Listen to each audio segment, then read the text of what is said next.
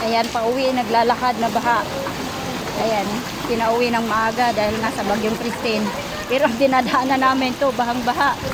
Sobrang baha. Diyan, malalim na dyan. Kaya dito kami sa medyo mataas. No choice kami kundi maglakad at walang masakyan.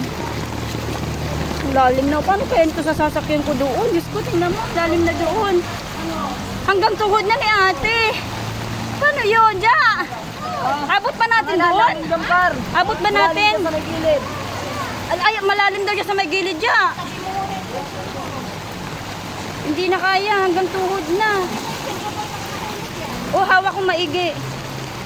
Hindi na. Wala nang pasukan to bukas. Wala na. Eh baka may mabuslot ako dyan.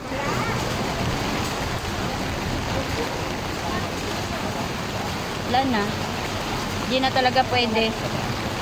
Sorry, hindi po kami makakapasok bukas.